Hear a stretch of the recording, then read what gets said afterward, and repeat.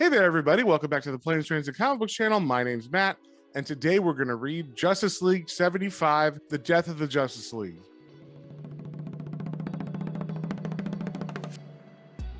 But before we get into that, if you guys wouldn't mind sharing, subscribing, commenting, it really helps me out and lets me know what you guys want to see more of. So, with that being said, let's get straight into it. All right, we got the cover here for Justice League number 75. It is a DC comic, and it is by Williamson, Sandoval, Tarragona, and Herms. And like I said at the beginning, the cover kind of gives away what this is about. It is the death of the Justice League. And we start off with Black Adam above Kandak.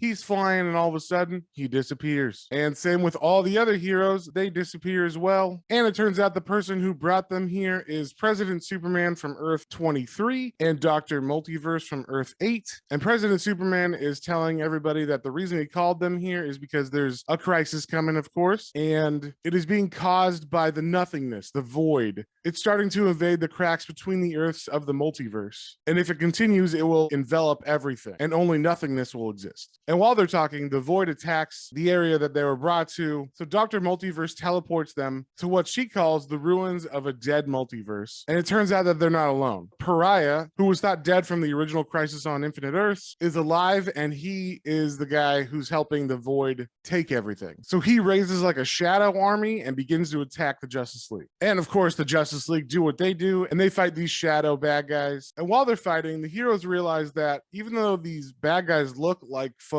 they've fought before, like Darkseid or Ares, they're not fighting the same, and they're not really as strong, but also they're not being put down easily. But it turns out that Pariah was actually using the shadow foes as a distraction because he has a machine that, when turned on, will complete his mission and end everything and give the multiverse to the nothingness. So once the Justice League realizes this, Batman tries to get him, but he gets stopped, and it's all left up to Black Canary and Green Arrow. And Ollie grabs an arrow and he takes his shot. And that's where I'm going to stop it. I don't want to spoil anything else. So just for reference, I have not been reading Justice League at all. So I'm coming into this issue cold as far as Justice League is concerned. But I have read all the crises from Crisis on Infinite Earths to Final Crisis. So I kind of know what's going on with everything that they're talking about as far as with Pariah and the nothingness, which actually ties into Swamp Thing from the Alan Moore run. So I actually came into this thing not thinking I was going to like it, just because I haven't been reading Justice League. Out of all of the ongoing series from DC, I've only been reading Action Comics and The Flash. So I wasn't sure if I would understand everything that's going on. But it turns out what you actually need to know more about is the Crisis books and maybe some backstory from that Swamp Thing Alan Moore run. It did seem like Joshua Williamson was able to keep it simple enough that if you just pick this up without any of that prior knowledge, you can at least follow that,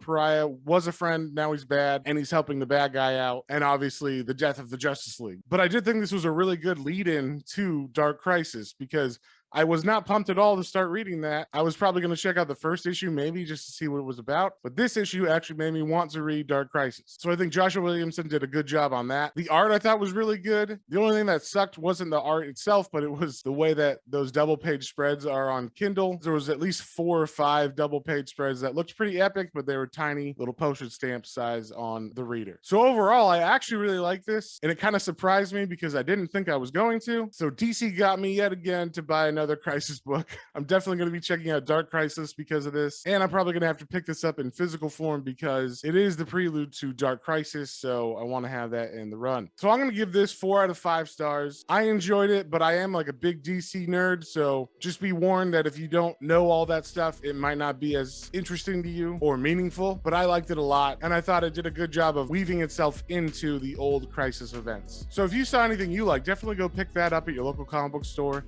and we will see y'all in the next one.